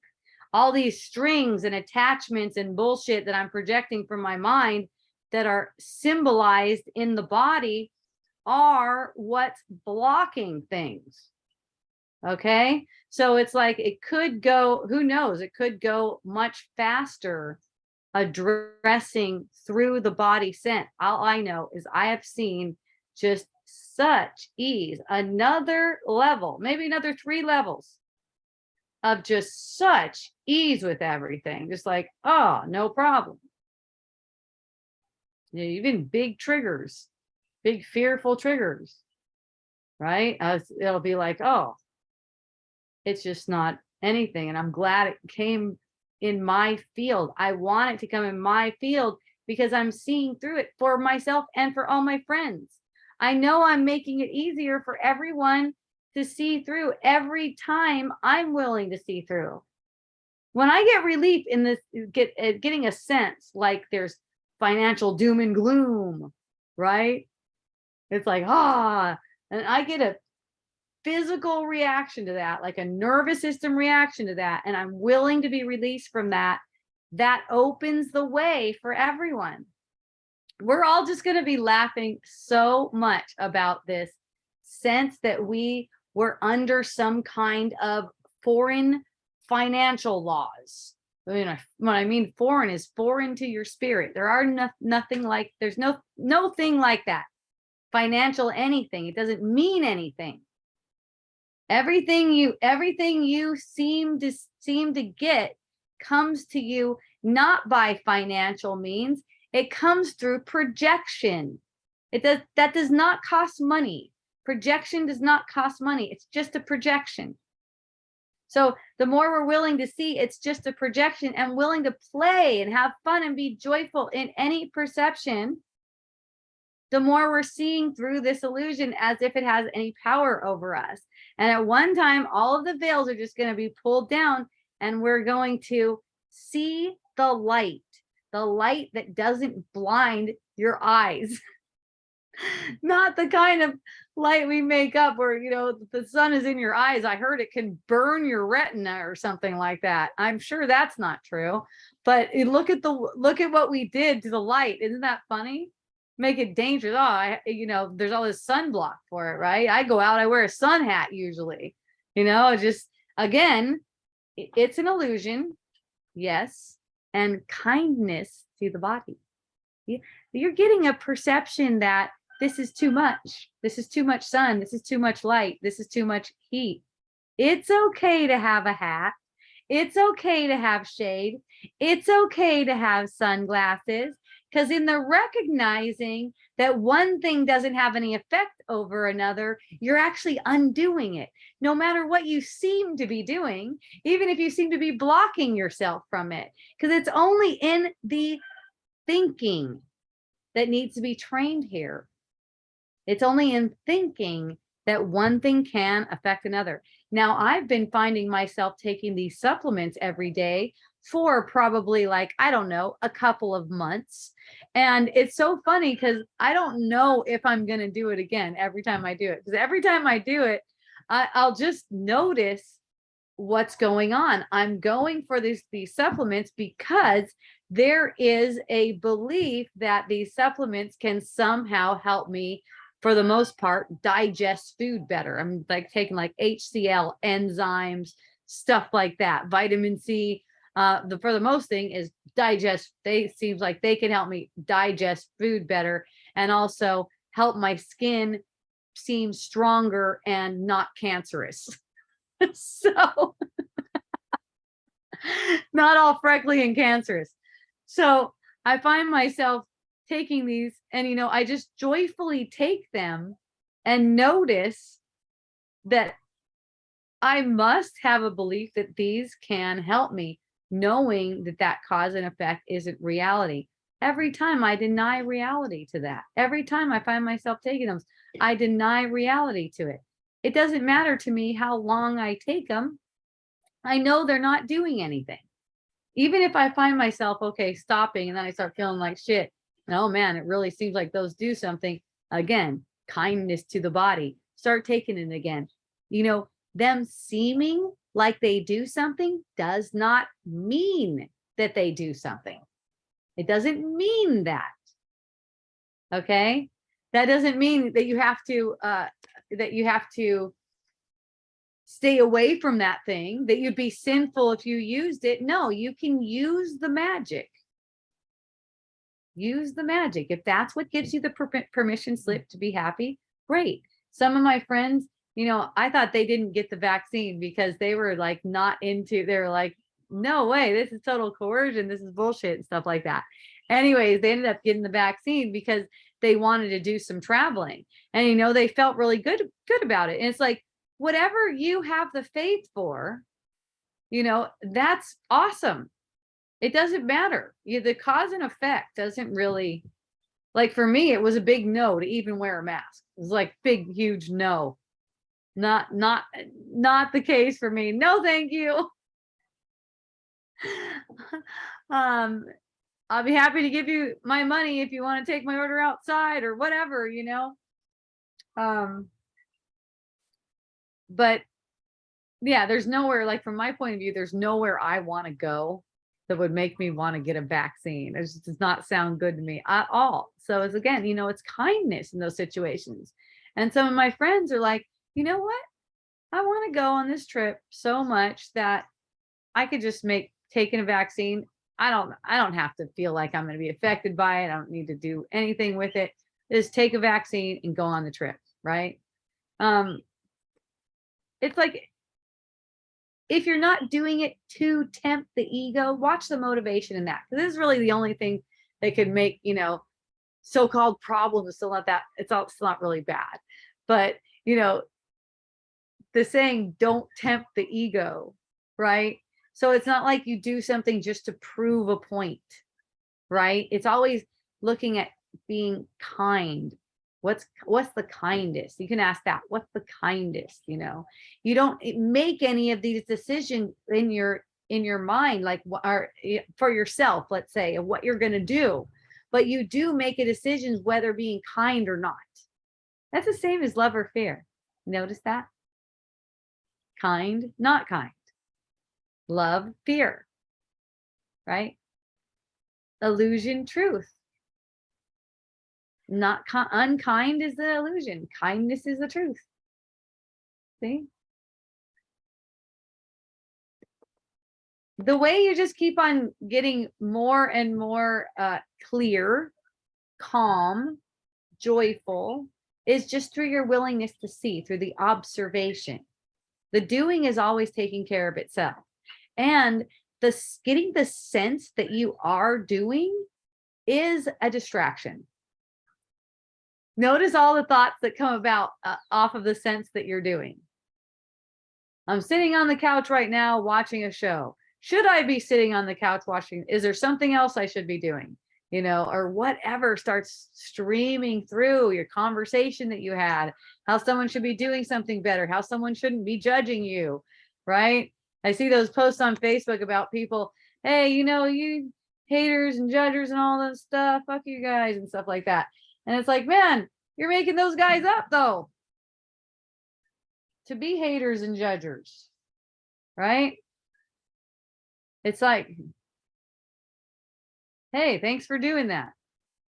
I mean, I can see how the relating is going to just keep on changing, because the way we're taught and the way we're programmed and hardwired to relate is way, way different than how we normally relate.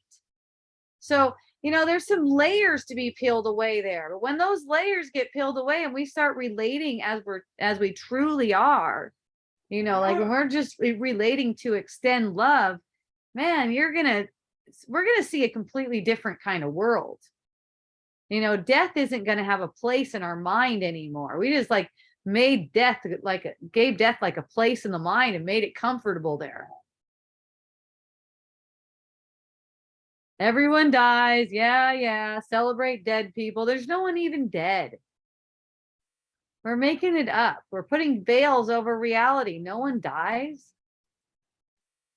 We're making it seem like we can get old, decay and stuff.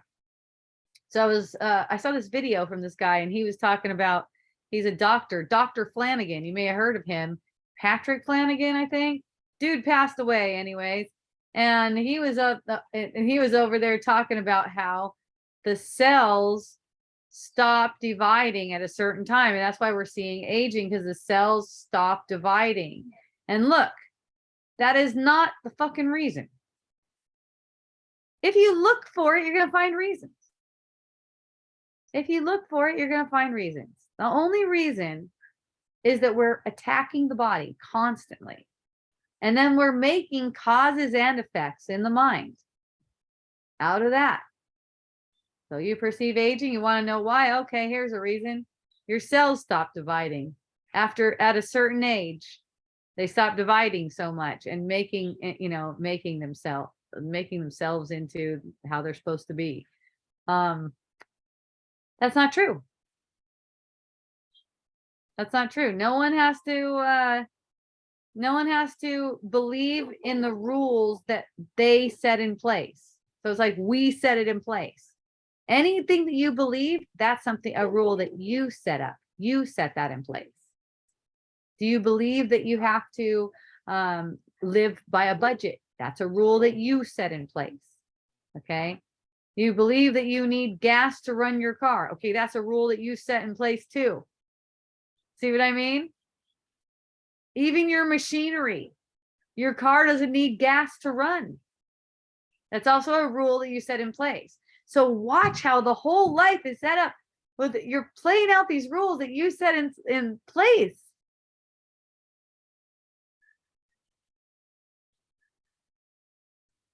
Car doesn't need gas. You don't need food. You don't really need water. You don't really need sleep. You don't really need, there's no such thing as rest. There's no such thing as getting rest. We get the sense that we got rest. I love how in A Course in Miracles, it says that rest doesn't come from sleeping. It comes from awakening.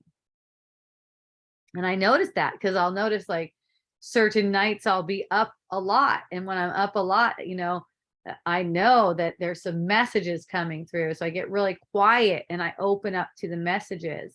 And then I don't go dragging through the day. I'm not all, oh, so tired,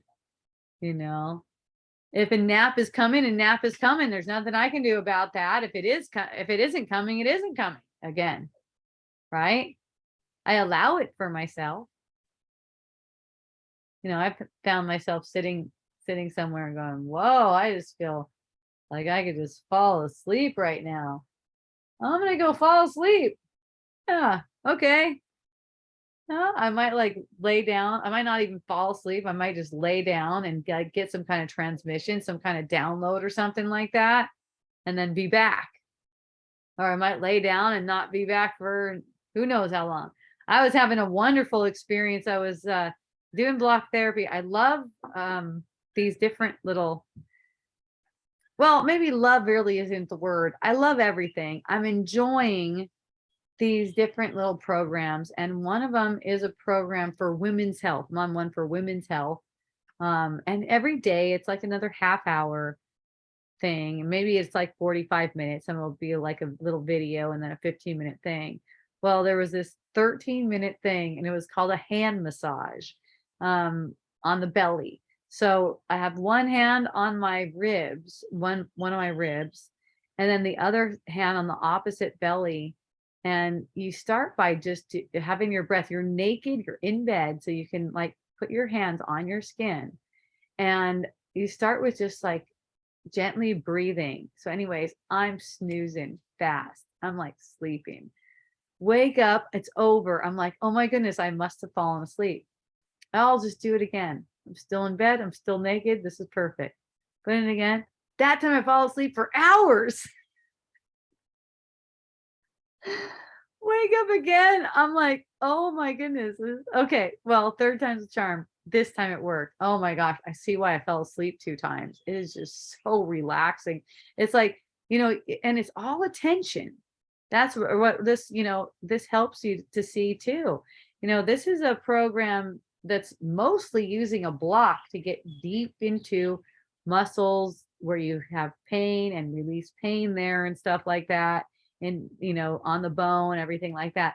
Well, this was just your hands are just laying there and you're doing really gentle little movements, like just like right on the skin. You're never losing contact with where you first set them, where you first set your hands.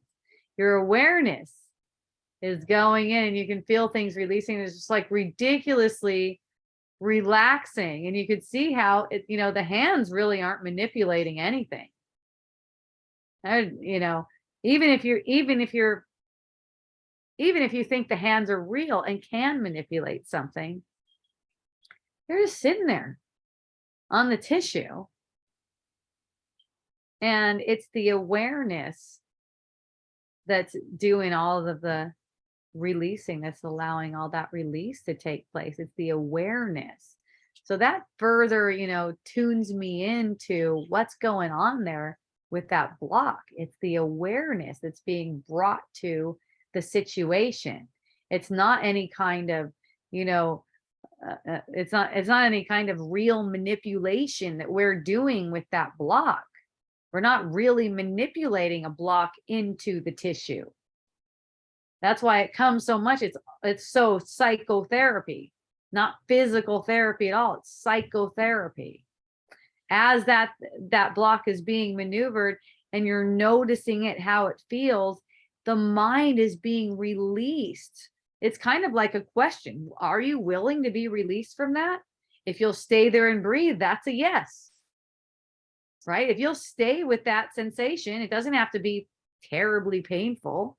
You're accessing pain. It's kind of like a massagey feeling, right? Like when someone's massaging something out. And, if you'll breathe with it, that's the answer.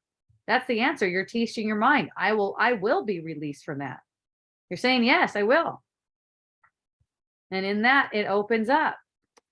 You can do that emotionally too. And to me, this block thing seems to be like a warm up for just the life where the emotions arise. It kind of makes it easier to see that these things don't matter. They're not meaningful. The feeling is not meaningful. It's there only to be a symbol that you got it wrong. You were thinking against yourself and harming yourself. And now here's your opportunity to see through that and be released and back to joy, back to your joy essence again. So isn't that so fun? Hooray. All right, if you guys don't have anything for me, I'm cutting out. I'm going to see if Anne wants to block with me and see where it goes from there. I'll be back next week for this online wisdom dialogues. Again, I'm going to be at the Trading Post on Friday. This Friday, it's a one-timer. We're going to see if it's a if it's a fit, if it's a match. It's a one-timer, 3 to 5 this Friday, Trading Post. If you need to know how to get there or something, let me know. I'll probably refer you to Bob Shine. Sounds like he knows how to give way better directions than me. Also, there's a women's soak. If you want to join me for the women's soak, let me know. I'll give you the text thing. It's coming up Wednesday, this Wednesday. So it's in 2 days and it's in Wyola. I'm going to bring a bunch of blocks with me. It costs $25, which is going to the Springs place. No one's even taking any money on this. We just want to hang out, have some blocks. We're not going to have the food thing like we did last time. I think it's only women allowed again. Again, this is not my event. If I'm putting an event on, the dudes are probably going to be welcome. I love guys, especially guys that don't mind being naked around women and just being natural, being their natural selves. It's very fun. So yay, everyone. Wednesday and then Saturday and then Monday again. That's where I'll be. I'm also doing Can of Bliss Festival. If you haven't heard about that, look it up. It's 2 days. It's a 2-day festival. I'm going to be there vending for the first day. I'll have Miracle Botanicals. My ticket is a 2-day ticket. I'm also going to be there hanging out, probably, if I think it's cool. We'll see. We'll see what the vibes are like. But I think it's going to be awesome. It looks like there's some really good musical entertainment for us. Also, what I'm curious about is the other vendors. Like, what do they got at a cannabis festival? That's just really fun. And just to see all the people and give lots of hugs and love and sample and I'll have opportunities to buy my essential oils there. All cannabis stuff. I'll be bringing cannabis essential oil plus the advanced pain and nerve formula. I made a whole cannabis category on my website. So if you go to miraclebotanicals.com and you type in cannabis, you're going to get all my cannabis stuff. There's stuff I put cannabis essential oil in. There's hemp, which is also cannabis sativa. That's a botanical name for the hemp oil.